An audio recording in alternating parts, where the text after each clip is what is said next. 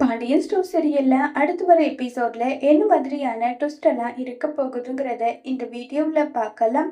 மயிலு கிட்ட வந்து பேசிட்டே இருக்காங்க கோமதி. குழலிக்கு ஃபோன் பண்ணதும் உடனே கோமதி ஏங்க நீங்க பேசிட்டு இருங்கன்னு சொல்லிட்டு அங்கிருந்து கிளம்பி வந்து போயிடுறாங்க. உடனே பாண்டியன் அங்க நின்றுட்டு இருக்காங்க. மாமா என்ன மன்னிச்சிடுங்க. அந்த குடும்பத்துக்கு எப்ப நான் வாக்கப்பட்டு வந்தனோ அப்பத்துல இருந்து என் மேல அவ்வளவு உயிரா இருந்தீங்க. அந்த அளவுக்கு என்ன நல்லபடியா பாத்துக்கிட்டீங்க. ஆனா நான் தான் நிறைய பொய் சொல்லிட்டேன். என்னுடைய வாழ்க்கையை காப்பாத்திக்கணுன்றதுக்காக நான் சொன்ன பொய்யால தான் இப்படி இருக்கேன். நான் மன்னிப்பு திரும்ப உங்ககிட்ட கேட்கறதுனால நான் செஞ்ச தப்பு எல்லாமே மாறிடாது. தயவு செஞ்சு என்ன மன்னிச்சிடுங்கன்னு சொல்லிட்டு அவ்வளோ ஃபீல் பண்ணி மயில கேக்குறாங்க. இதை கேட்டதும் உடனே பாண்டியன், ஏமா ஆல்ரெடி உனக்கு உடம்பு முடியாம இருக்கு. இப்படிப்பட்ட நேரத்துல நீ அழகெல்லாம் அழகாத. தைரியமா இருமா, எல்லாம் நல்லதாவே நடக்கும் நம்புன்னு சொல்லி பாண்டியன் வந்து மயிலுவை சமாதானப்படுத்திட்டு இருக்காங்க. சரிதான், இந்தம்மா பணம் வச்சுக்கோன்னு சொல்லிட்டு கோமதி பணத்தை கொடுத்துட்டு அங்கிருந்து கிளம்பி வந்து போறாங்க. கோமதி கிளம்பி போனதுமே ரொம்பவே வருத்தத்துல உட்கார்ந்துட்டு வந்து இருக்காங்க. அப்ப சரவணன் வராங்க. சரவணன் வந்ததும், டேய் சரவணா நில்லடா ஒரு நிமிஷம். மயிலு உடம்பு முடியாம ஹாஸ்பிட்டல் அட்மிட் பண்ணிருக்காங்க. இந்த விஷயம் உனக்கு தெரியுமா சொல்லுடான்னு சொல்லி கேக்குறாங்க. ஆமாமா தெரியும். ராஜு சொன்னதா கதிர் வந்து என்கிட்ட சொன்னான். சரி அவளை போயிட்டு பார்த்துட்டு வர வேண்டியதானேன்னு சொல்லிட்டு சொன்னதும், நான் ஏம்மா போய் பார்க்கணும்? ஏன் பார்க்கணும்? எதுக்காக பார்க்கணும்? அவளுக்கும் எனக்கும் எந்த ஒரு ஒட்டும் இல்ல, உறவும் இல்லைன்னு சரிப்பா, உனக்கும் மயிலுக்கும் எந்த விதமான ஒட்டும் இல்ல, உறவும் இல்ல. ஆனா மயில் வயித்துல வளர குழந்தைக்கான உரிமை உனக்கு இருக்குல்ல. அவளை பார்க்கலனாலும் அவ குழந்தை எப்படி இருக்குன்னு அது ஒரு வார்த்தை போயிட்டு வா சொல்றேன் இல்லைன்னு சொல்லிட்டு கோமதி சொல்றாங்க.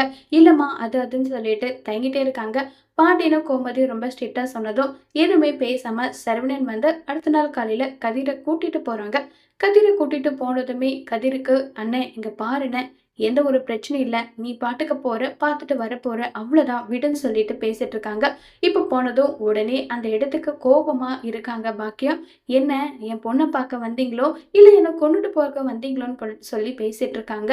இங்க பாருங்க, அண்ணியை பார்க்க அண்ணன் வந்திருக்காரு, அவங்க ரெண்டு பேரும் பேசிக்கிட்டோன்னு சொல்லிட்டு உள்ள அனுப்புறாங்க.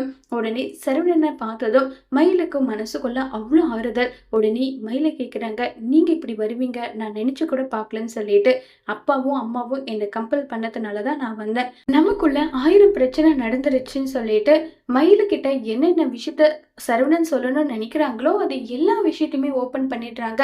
நீ என் குடும்பத்துக்கு மருமகளா வந்த, எல்லார் கூடயும் அவ்வளவு சந்தோஷமா மிங்கல் ஆன. ஆனா எனக்கு ஒவ்வொரு விஷயமா உண்மை தெரிய வந்ததும் உன்னை நான் பாக்குறதே அப்படி அவாய்ட் பண்ணிட்டேன். ஒருவேளை என் வீட்டுல இருக்கவங்களோ இல்ல உன் வீட்டுல இருக்கவங்களோ நம்ம ரெண்டு பேரையும் சேர்த்து வச்சு வாழணும்னு நினைச்சா கூட கண்டிப்பா அது என்னால வாழ முடியாது.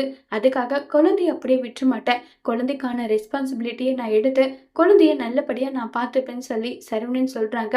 அப்படியே ஒரு வேளை வாழணுன்ற ஒரு சுச்சுவேஷன் வந்துச்சுன்னா கூட நான் வாழாம கூட இருப்பேனே தவிர, நான் சாகுவேனே தவிர உன் கூட சேர்ந்து என்னால வாழ முடியாது. இதுதான் என் முடிவு. என் முடிவை இதை சொல்லிட்டு போலன்னு தான் வந்தேன்.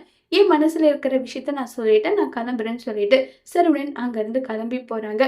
இதை கேட்ட மயிலு என்ன முடிவு எடுக்க போறாங்கங்கிறத வரப்போற எபிசோட்ல வெயிட் பண்ணி பார்க்கலாம். தேங்க்யூ.